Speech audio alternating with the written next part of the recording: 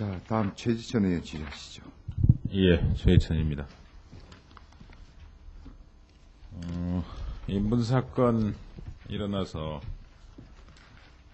군 화장실에 대한 관심은 많이 늘었습니다만, 제가 최근에 지역적인 지역구 돌다 보니까 이런 느낌을 가졌는데요.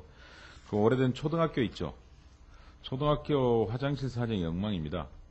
근데 인권의 차원에서 이게 옛날 그 미성숙할 때 초등학생들을 기준으로 만들어 놓다 보니까 남녀가 화장실을 동시에 사용하고, 그 다음에 시설 자체의 밀행성이라고 그럴까요? 그런 것도 전혀 보장이 안 돼 있게 돼 있고 참 곤란한 점이 많습니다. 그래서 그 부분에 대한 좀 실태 조사가 좀 있어야겠다고 생각을 합니다. 인권의 관점에서 한번 고려해 주시길 바라고요. 그 다음에 수사기관에 의한 인권 침해 사건에 대해서 조금 물어보겠습니다. 지금 인권위원회법 제30조 3항에 직권조사 조항이 있는데, 검경 관련된 진정사건에 대한 직권조사는 지금까지 총 5건입니다. 서울지검 피의자 고문치사 사건, 이건 형사사건까지 진행된 너무나 뻔한 사건이고, 밀양 미성년 성폭행 피해자 수사 관련 1건, 이 둘은 종결됐고, 그 다음에 안상수 인천시장 굴비상자 사건 등 피의사실 공표 관련 3건, 이건 조사 중인데 직권조사가 지나치게 미약합니다. 좀 개선해 주시길 바라고요. 그 다음에 역시 검경에 관한 인권침해 행위를 진정한 자가 2005년 1월 말 현재 2940건이고 그중에 검찰에 의한 인권침해 진정은 654건인데 이 중에서 고발이나 수사 의뢰 건수는 단 2건, 권고 9건, 긴급구제 2건, 그리고 나머지는 모두 각하 기각 이송입니다. 그리고 진정 유형을 보면은 불법 도감청, 불법 압수수색, 불법 임무동행, 폭행, 가혹행위, 불법 부당감금 이런 것들이 있는데 이런 결과만을 놓고 볼 때 제대로 과연 조사가 이루어지고 있는지, 그리고 이 많은 조사 건수에 대해서 현재 인력이나 기구 상황으로 볼 때 실질적으로 의미 있는 조사가 이루어지고 있는지가 좀 의심스럽습니다. 그 다음에 현실적으로 조사 내용을 보더라도 관계자에 대한 출석 요구 이런 건 전혀 없고 서면 진술로 주로 대체하는 이런 실정입니다.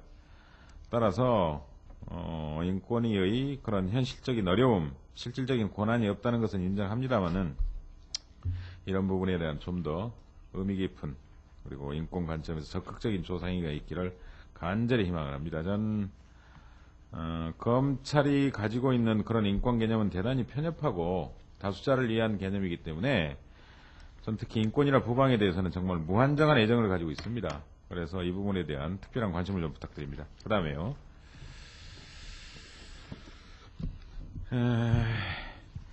인분행위 사건에 대해서 전 인권위도 책임이 있다는 입장입니다.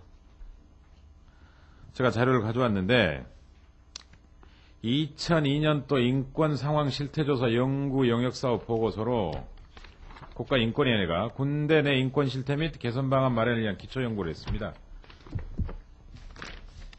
이게 이제 천주교 인권위원회하고 민주주의 법학연구에 맡긴 일인데, 여기 보면 가혹행위 실태조사 다 나오고요. 대안도 나옵니다. 그런데 이번에 국방부 장관하고 참모총장 만나서 인권교육 강화한다 이 정도 이야기만 했지 여기에 나와 있는 대안은 건의하지도 않았어요. 아시죠? 만나서 사진 한 장 찍고 1시간 정도 간담회하고 그 다음에 끝입니다. 아주 구체적으로 나와 있어요. 어떻게 할 거냐? 금지 규범 확립을 통해서 예방하자. 이를테면 병상호 간 준수해야 될 금지행위를 구체화하고 그 내용을 법률로 정해라. 즉 집합, 지시행위, 얼차례, 공기교육행위, 암기 강요행위 이 5대 금지사항에 대해서는 군사질서 위반법으로 대체하는 게 맞다. 그 다음에 영창제도를 개선하지 않고서는 안 된다. 영창이 죄형 법정주의에 반한다. 재판 청구권 침해한다. 그 다음에 독일이 채택하고 있는 군 엄부즈만 제도, 군 감찰위원 제도, 의회의 통제권을 확보한 이 군 엄부즈만 제도 도입 필요성이 있다. 그 다음에 군대 내 인권교육이 상시활동이 될 수 있도록 외부 전문가들도 참여하는 인권교육 해라. 그리고 방금 전에 말씀 주신 내무관 등을 방문할 수 있는 시설이 없다. 그러면 2002년 보고서인데 거기에 대해서 저희 법사위에다가 그 부분에 대한 대안 마련해달라고 지금까지 말씀하신 적 있어요? 연구 따로 실천 따로예요. 이래가지고는 인권이란 의미가 없습니다. 공정하게 처벌해라. 군대 내 폭행 및 가혹행위를 밝혀내고 처벌하는 데 적합하게 군 수사체계 정비해라.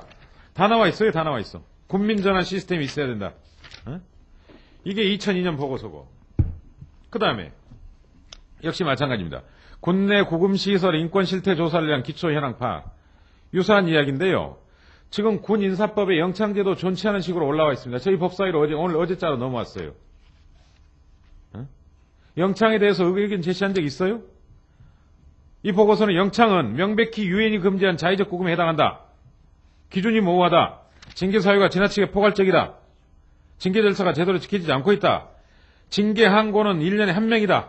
2만 명 중에. 한국권이 있는지도 모른다. 이중 처벌되고 있다. 징계 입창자들이 미결수보다 더 높은 지위와 권한을 누려하지만 현실은 그렇지 못하다. 영창 대안 다 만들어놨어요. 군에 있는 직결심판제도 고쳐 쓰자. 또 있습니다. 군사법제도 운영 및 인권 침해 현황 실태조사에 뒷부분 보면은 외국 군 징계 절차에 대한 비교법적 자료 해가지고 잘 나와 있어요. 감봉, 체포, 계급 강등, 경고, 훈계, 견책, 영내 구금, 사안에 따라서 어떤 게 가는 게 옳다 다 나와 있어요. 자, 간곡하게 말씀드립니다. 이런 식으로 아마 전년도부터 예산심의 참여해 보신 분들은 아시겠지만 한나라당이 가장 문제 삼는 건 법사위원으로서 연구 결과, 이 연구물을 편의적으로 제공한다. 특정 시민단체에 자의적으로 주고 있다. 수의계약이다. 그 다음에 자기만족적인 연구 영역 결과를 주고 있다. 이겁니다. 오늘 저도 이야기할까 말까 엄청 고민했습니다. 어젯밤부터. 자칫 인권위원회에 비판적인 사람들한테 빌미를 줄까봐 염려를 했는데 오늘 이야기하기로 했어요. 위원회의 성격이 정책 기능이 강하다는 걸 늘 염두에 두셔야 됩니다. 그리고 실천을 좀 해주시기 바랍니다. 예, 고맙습니다. 네, 말씀의 취지를 잘 알았습니다. 네, 수고하셨습니다.